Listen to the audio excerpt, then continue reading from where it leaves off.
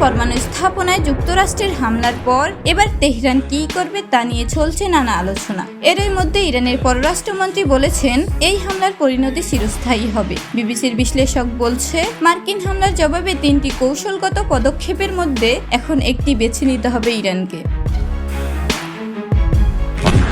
ইরানের 3টি পরমাণু স্থাপনায় যুক্তরাষ্ট্রের হামলার পর এবার সবার চোখ তেহরানের দিকে। এই হামলার পাল্টা আঘাত কি হতে পারে তা নিয়ে চলছে নানা জল্পনা আলোচনা। বিবিসির বিশ্লেষক বলছে, মার্কিন হামলার জবাবে ইরানকে 3টি কৌশলগত পদক্ষেপের মধ্যে এখন একটি বেছে নিতে হবে। প্রথমটি হবে কিছুই না করা, দ্বিতীয় দ্রুত ও কঠোর প্রতিশোধ, আর তৃতীয় কৌশল হতে পারে পরে নিজেদের সুবিধা মতো সময়ে পাল্টা হামলা করা।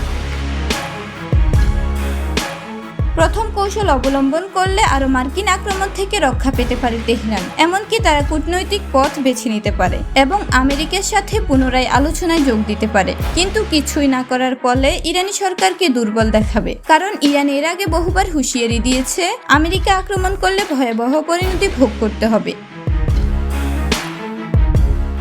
এদিকে বছরের পর বছর ধরে নানা মিসাইল তৈরি করেছে তেহরান, ফলে ইরানের কাছে ব্যালিস্টিক ক্ষেপণাস্ত্রের একটি বিশাল ভান্ডার রয়েছে। মধ্যপ্রাচ্যে প্রায় 20টি মার্কিন ঘাঁটির একটি তালিকা রয়েছে তেহরানের কাছে, যেগুলো হামলার লক্ষ্যবস্তু হতে পারে।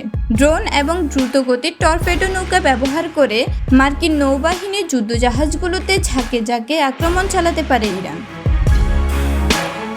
তৃতীয় কৌশল হিসেবে পরে নিজেদের পছন্দের সময় প্রতিশোধ নিতে পারে তেহরান। এক্ষেত্রে ইরান বর্তমান উত্তেজনা না কমা পর্যন্ত অপেক্ষা করবে। পরে যখন মার্কিন ঘাঁটিগুলো সর্বোচ্চ সতর্কতা অবস্থায় থাকবে না, তখন আকস্মিক আক্রমণ চালাবে তেহরান।